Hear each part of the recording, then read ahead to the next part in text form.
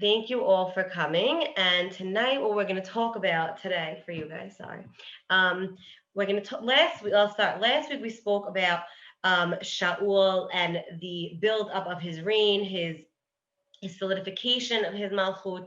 And this week we're going to talk about his downfall, essentially. So just to sum up, we saw, and I mean, I'll mention it a little bit here and there, but we saw that at the end of last week's class, basically Shaul was loved by the people. Everyone was so excited. Everyone was happy for him to be king. He had a huge victory against Ammon. He was at a super high at that point. And in this lesson tonight, what I want to do here, I'll share the screen so you'll see. But this lesson, what I want to do is a couple things, but I want to go through two wars that Shaul has. He has a war with the Plishtim, and when he has a war with the Plishtim, we're going to see there's an incident in the Gilgal, what happens, that he doesn't wait, and we'll see what goes on there. And then we're going to talk about the war with Amalek, and then his passivity versus his assertion, and his contrast to his son Yonatan. Okay, so we're going to talk basically about all these different things and sum them up. How essentially all these things cause Shaul to basically lose his monarchy. Okay, so a little background just for a second is that in the time of Shaul and even before, again, I'm you're noticing this theme. We're going to see this through the time of David a little bit. Is that in the time of the Yoshua and the Shoftim, there was conquering. In the time of Yoshua, and then at the time of the Shoftim, they were still had enemies in the land that were causing them problems. And even towards the end of the Shoftim and the beginning of Shaul and David's reign, the two first kings, they're dealing a lot with internal enemies, more Shaul than David, and then David deals a lot with also the external enemies to solidify to secure the land. So Shaul is dealing with an internal enemy here, the Plishtim.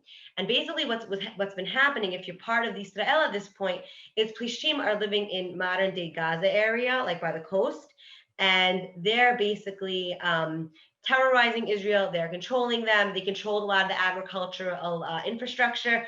We're going to see in the war, it talks about how there was not a lot of weapons on the side of Bnei Israel.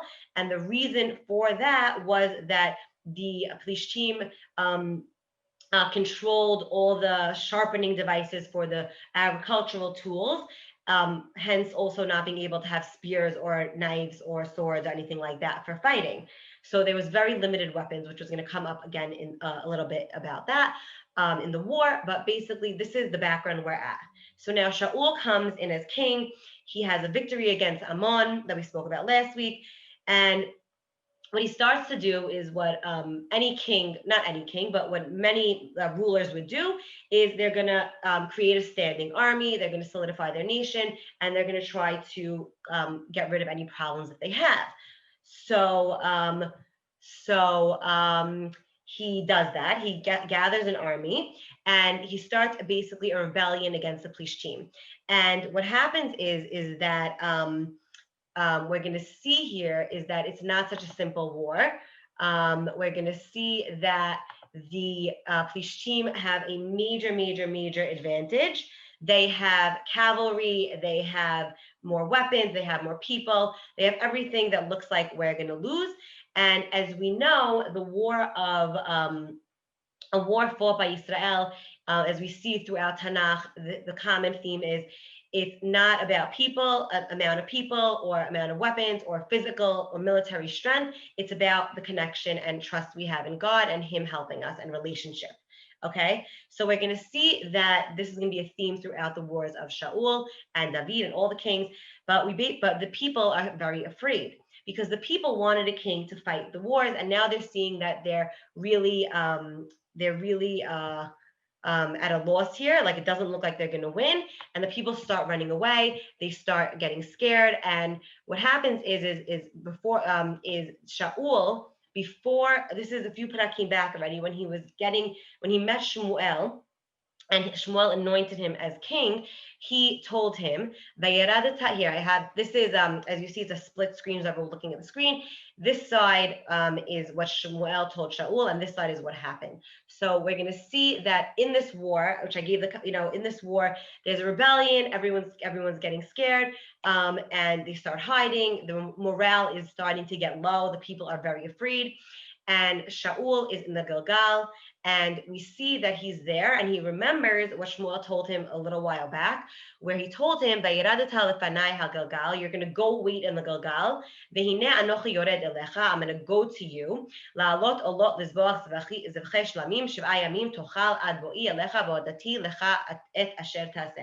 So you wait there for 7 days. I'm going to come join you in the Gilgal, and we're going to do korbanot, zvachim shlamim. We're going to sacrifices to God, and wait there for me to give you further instructions, basically, right?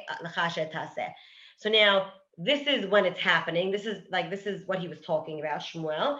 And now Shaul's in the Gilgal, and even militarily, I didn't bring a map, but this is not, according to where the Plishtim were and where Bnei Israel was, this was not a strategic place to be. So this was essentially, this whole thing, the Hachamim say, was essentially a test of Shaul, for Shaul, to see if he's going to believe in the connection with God and not the military strength, because this is not militarily advantageous, and waiting is also not to his advantage. So this is sort of a test to Shaul to see if he will have the patience to be able to trust in God. Okay, so now he's waiting the 7 days, right? So now he's waiting the 7 days. Shmuel's not there, and the nation is like on him, right? They're jumping him. They're like, we need to do something. The war is getting bad. We need to defend ourselves, run away. Something has to happen. And we see that, I mean, I'm imagining here a little bit, is that this whole week, this whole 7 days that they're waiting, the tension of the nation is on high alert. They're like super stressed out. And I feel like Shaul keeps saying, don't worry about it. Don't worry, Shmuel's coming. We have to trust in Shmuel, Shmuel. And then I feel like, well, we don't know the exact timing of it all, minute by minute, but it sort of feels like that minute it's the 7th day. I feel like, when you're excited for something, you wake up in the morning early. So they're all like, okay, it's the 7th day. Now what? And instead of standing strong in his authority, Shaul instead succumbs to the fear of the nation, and he starts doing the olot and the shlamim without Shmuel being there. Okay, so this is like he's very nervous, Shaul, right? He's not really. We saw before also. He's not really so secure in his malchut. We're going to see that a lot of the problems. We're going to see a theme here that a lot of the downfall of Shaul is his lack of confidence in himself and in his abilities. Okay. So let's see what happens. Shmuel, he does the korbanot, and then the minute, like vahi chachalot la'alot ha'olot here in the middle here, hine Shmuel ba vayotze Shaul lekrato levarcho. So now, before we see what happens, just imagine the scene right now, right? The nation is stressed out. Shaul is stressed out. He finally says, the 7 days are up. I did what I needed to do. Shmuel said to wait for 7 days. I checked it off my list. Granted, he didn't follow the part. Oh, I don't know what just happened here. Sorry. Granted, he didn't follow the part to wait with Shmuel, but he feels like he sort of did his due, paid his dues. And then Shmuel, the minute he starts the process, he does the korbanot, Shmuel walks in. Now, if I was Shaul, I mean, I don't know, actually, I can't say if, but like you would think in a way that Shaul might feel a little bad. He might be embarrassed. Oh no, I didn't wait. But Shaul goes out to, it says, Shaul kato ulevarcho. He's running out to greet him. He's all excited. And Shmuel says, right? Like, what did you do? I see, he obviously saw the sacrifices being done, and he says, what did you do here? Like, what's going on? How did you, and he goes, no. And Shaul, we're going to see also a common theme of Shaul is he's very quick to blame others. He does not take responsibility. So Shmuel says, what happened here? What's going on? And Shaul says, the nation was jumping on me. They were getting all nervous. We needed to start the war, and I couldn't go out. And the time sorry, and the time came that you were supposed to be here and you weren't here, right? The days, it says, and you didn't come. Like he's blamed. First of all, he blames the nation, right? The nation was on top of me. And the Plishtim are gathering around me, and you didn't come. So you have like three excuses. And how can I go?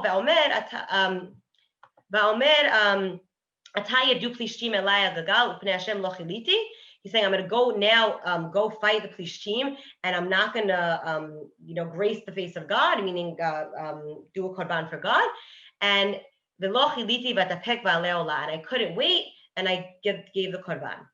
And he gives this whole lengthy explanation. He's explaining himself, and it seems like he doesn't have any. He's totally justifying. He's totally feeling fine in what he did. He doesn't feel a need to even say sorry, to even say, "Oh, I did." He just sort of says, "That's it," and he thinks he's okay. Now Shmuel does not, right? Shmuel does not think this is okay. And Shmuel says, Niskalta lo shamarta et mitzvat Hashem. You did something very stupid. You did not listen to what God said. Asher tzivita ki acha achin Hashem and melchtecha el Yisrael ad olam. God wanted to have you as king forever, meaning through your descendants as well. And vata mamlechtecha lo takum bikesh Adonai lo ish kelvavo vayitzaveu Adonai lenagid alamo ki lo shamarta et asher tziva Adonai. So Shmuel says, you messed up. You messed up. You did not listen to God's commandments.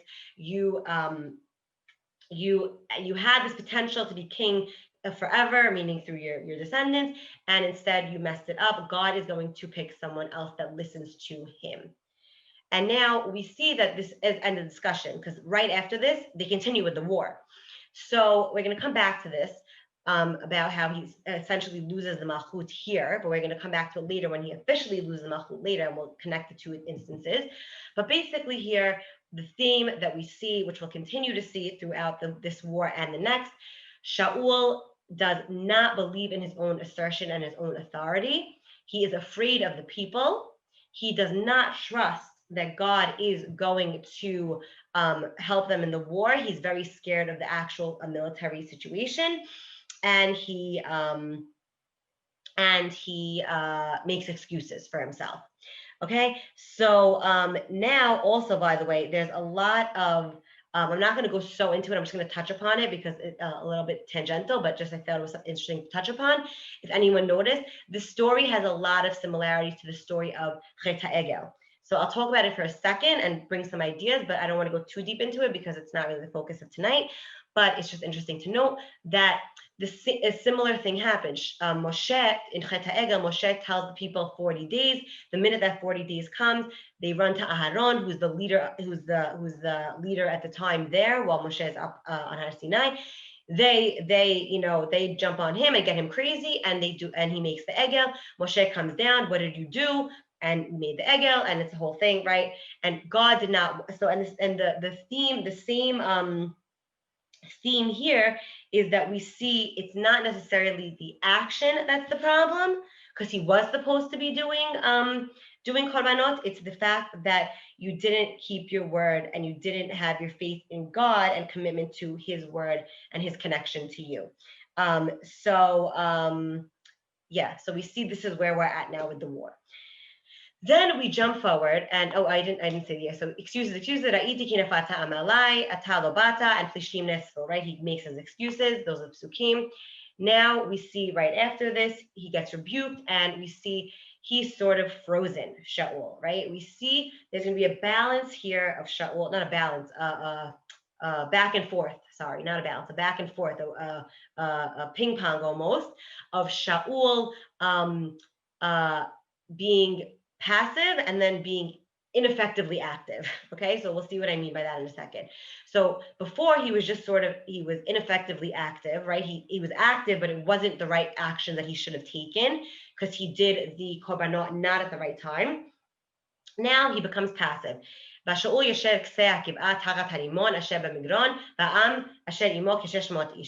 Shaul is sitting under the tree, right? He's not doing anything, and his armies with him is a small army, about 600 people, which is a small army.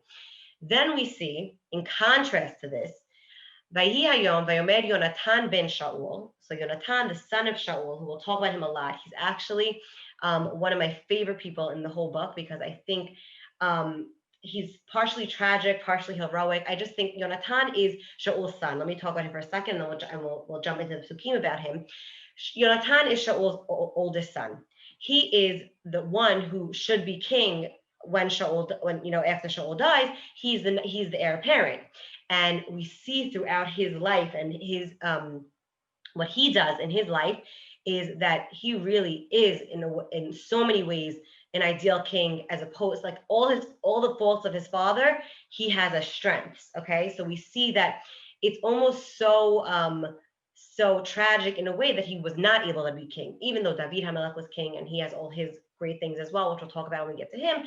But I always felt like Yonatan, he misses out on such potential because of his father's failings and not his own doing, right? He's a product, unfortunately, not a product, but it's a result of his father's misdeeds and not his own, that he doesn't get to rise to full power. But we see he does not feel this. We'll see it through his life and his relationship with his father versus David, which we'll talk about later when we talk about David, but just jumping in on him. So what does he do? He cannot handle his father's passivity. And he says to his Na'ad, right? We spoke about how any important person had a Na'ad, had a servant or someone in waiting, so to speak, that would help them. And he has this person, and he comes and he says, he said, we're gonna go into the camp of the Plishtim. We're gonna go fight the Plishtim. And he didn't tell his father. Okay, so he didn't tell his father is the narrator sort of telling us, because we need to know that Shaul didn't know because of what's going to happen later in the story. But it's also an interesting thing to realize about their relationship is they have a little bit of a shaky relationship, or not necessarily shaky, but we see their relationship is not necessarily so close of a father and son. There is a little bit of a rift between their relationship. They're not so open with each other, and we're going to see later how that continues, and it sort of explains what happens with his relationship with David and how he moves forward there. So Yonatan goes, and when his father is passive, he is active. He has total faith in God. He does not care if there are a lot of people or not. And he says, God's going to save us. And he tells his Na'ad, we see he's a man of action, Yonatan, right? A man of action and a man of faith. Not even faith, but a man of commitment to God, okay? So he tells us, Nosei Kelav, let's go to the Plishtim, and he calls them Arelim, the uncircumcised. We're going to see this term Arelim is used as a insult to the Plishtim a lot. And so he's using a derogatory term. He's saying, let's go get these guys. They're lowlifes. They're nothing.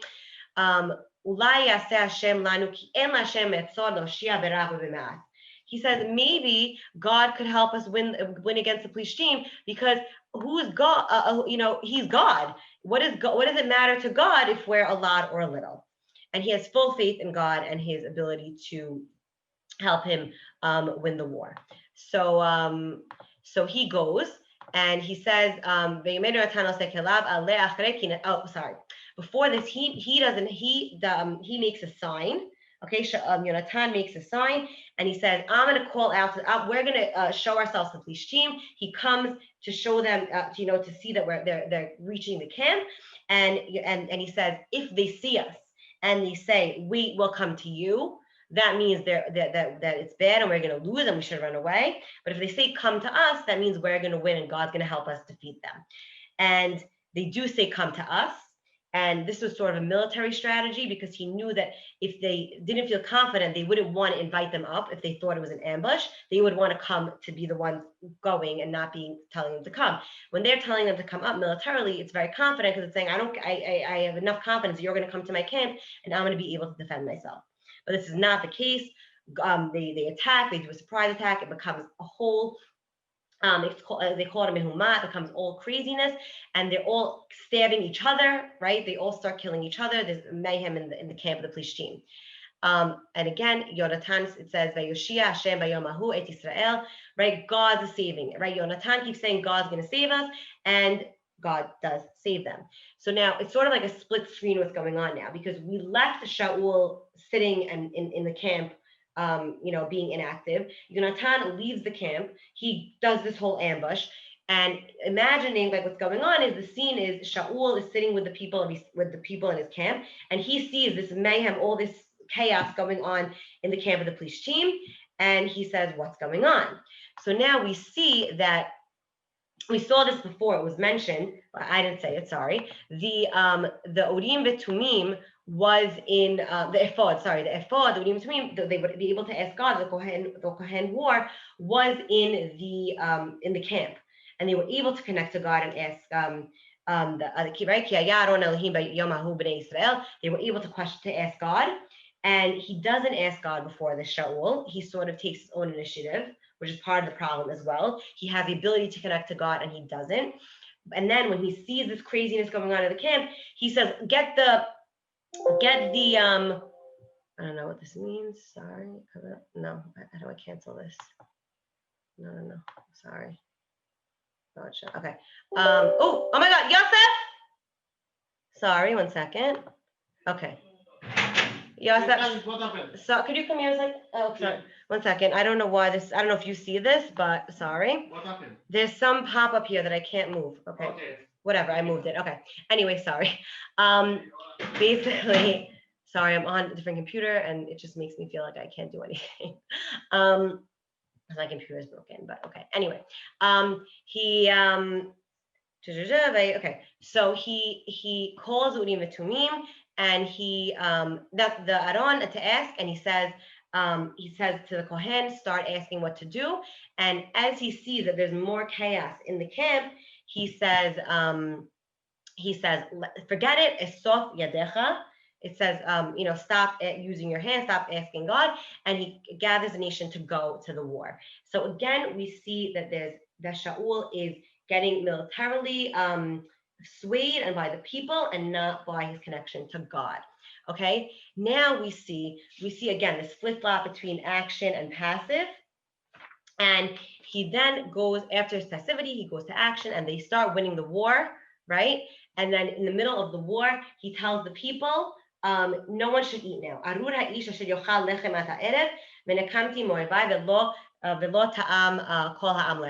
He said, you cannot eat till the night, and it doesn't really seem like such a smart reasoning to not eat while you're in war, if you're tired, if you're exhausted, all these things. But some Hachamim say he was trying to have them be focused on the war. But we see this is not a good thing, because they walk into the forest, and there's honey, and Yonatan, who did not hear this because he was already fighting, he eats and he gets this. It says he takes his stick and he gets the honey, and he it says and his eyes illuminate, like he gets this surge of strength. And he's telling the people, like, this is essentially a stupid thing that my father told you to do. Again, we see this conflict between him and his father, and he tells them, look, I ate and I have so much strength to kill more people, to be even more powerful in the war. This is ridiculous. They don't listen. And the nation, they win the war, they win the battle, they do great. But what happens is that night, after they fight, the nation is so starving that they take all the spoils, the son of the bakar, and they kill them and they eat them al hadam, right? They don't take the blood out. They're eating them prematurely, and you can't eat blood in the animal. And they tell them, and they were so hungry that they did this avera of eating al hadam. So it was obviously something that was not, is showing us by the response that Shaul did not make a good decision. And then Shaul ends up controlling the nation. He does take initiative. He is able to control them. He gets them to make korbanot and to calm down and slow down and eat not al hadam and move forward. But then they see that they lose. And where is it? And they see what happened. And it says, what happened, that Hashem didn't help us in this?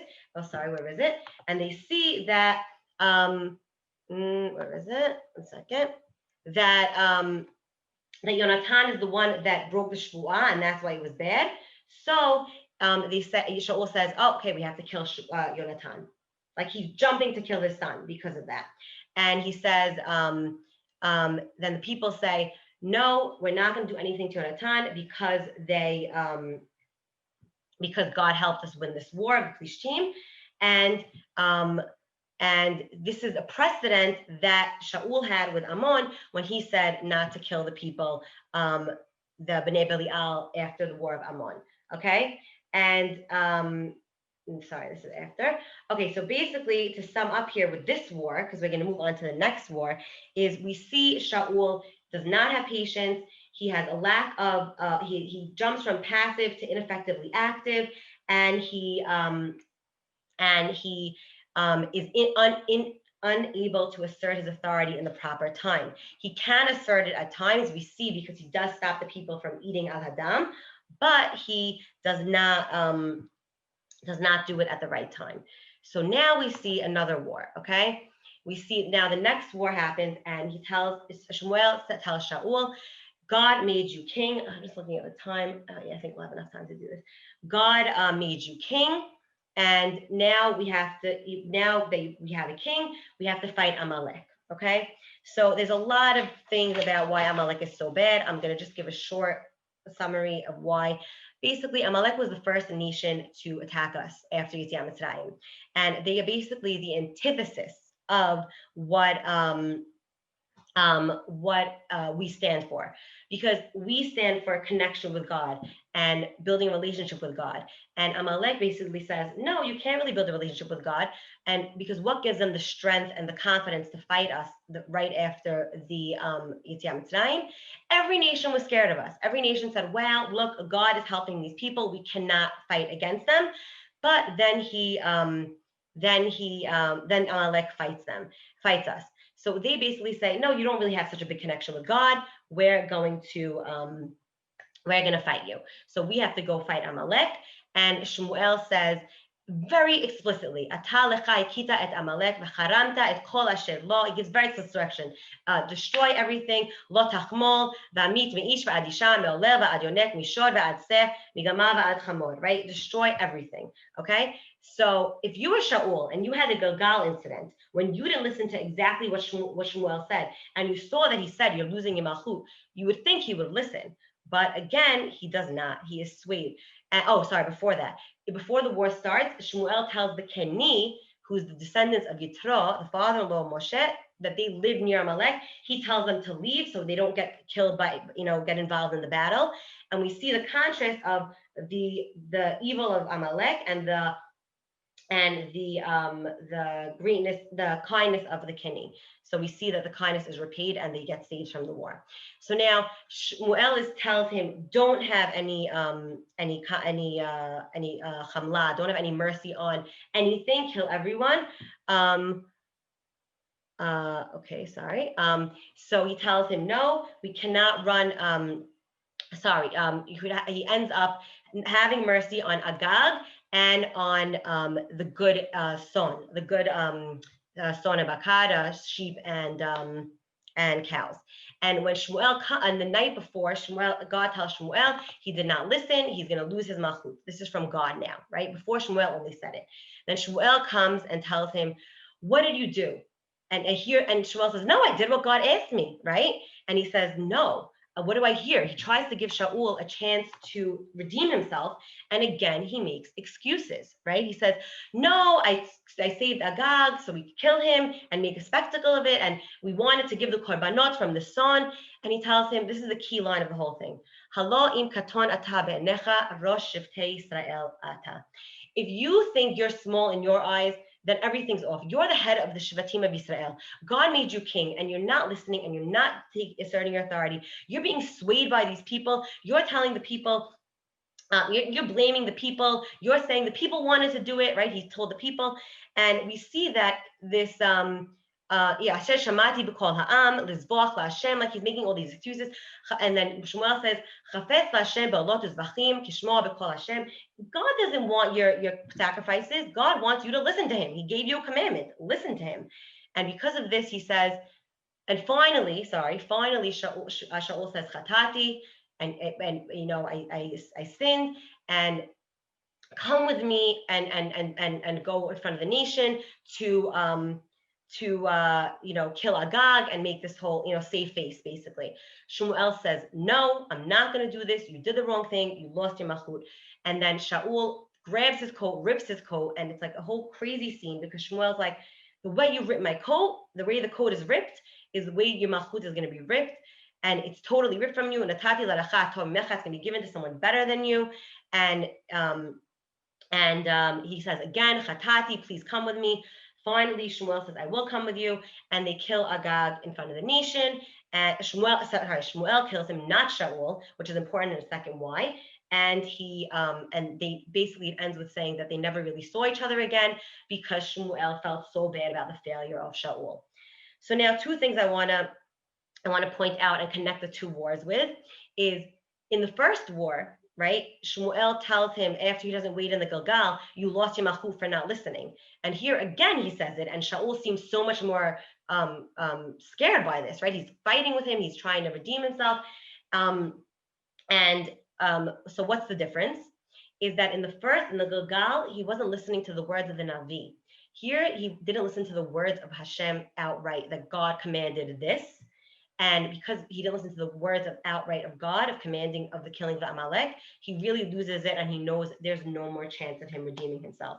There's also mefashim that say that he could have done tshuva after the Gilgal. There was still that opening, but this was the seal that he couldn't do it. This is all too little, too late. He admits that he was wrong, but it doesn't save him. And essentially now we're at the point where right after this, we're going to see next week, we're going to talk about the